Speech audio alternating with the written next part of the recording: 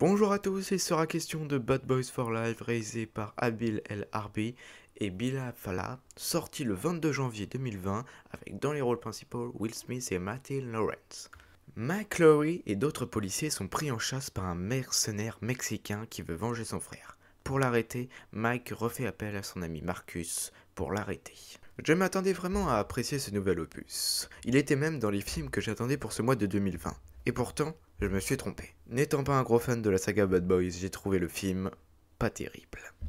Tout d'abord, j'ai trouvé l'histoire du film assez simple et lent au démarrage. Ça m'a rappelé un peu l'histoire de Gaming Man qui était sorti l'année dernière. C'est-à-dire un homme qui est traqué par un autre homme super badass. On a déjà vu et revu ce genre de film et à un moment ça devient lassant. Certains personnages sont un peu clichés de d'autres films d'action. Je pense par exemple au rigolo de service ou même au geek avec ses gadgets. On a aussi beaucoup de facilité scénaristique grâce aux nouveaux personnages. Par exemple le geek qui va tapoter sur son clavier et trouver la solution comme par magie. Bref, c'est assez prise de tête.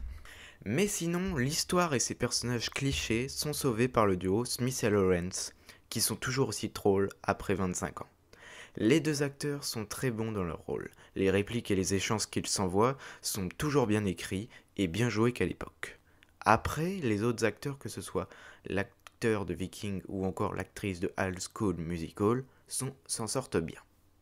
Il y a également l'humour qui fonctionne, ça va être généralement des blagues sur le duo qui a vieilli, ou encore le rapport entre les jeunes et les vieux. Bref, si vous aimez ce genre d'humour, vous allez apprécier. Le long métrage n'est pas vraiment visuellement époustouflant, on n'a pas de plan intéressant ni révolutionnaire comme un Interstellar ou un 2001 de l'Odyssée de l'espace.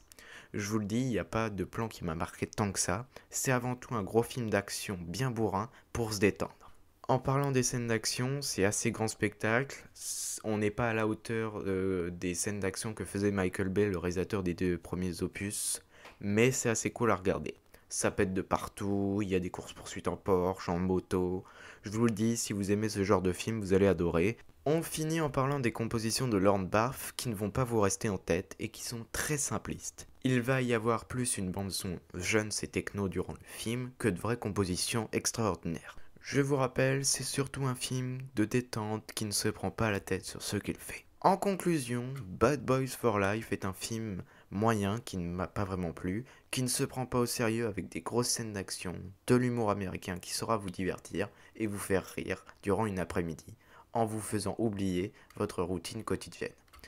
Voilà, c'est sur ces mots que s'achève cette critique. N'oubliez pas de vous abonner pour ne pas rater mes prochaines créations, de mettre un pouce bleu si ça vous a plu et de partager la vidéo.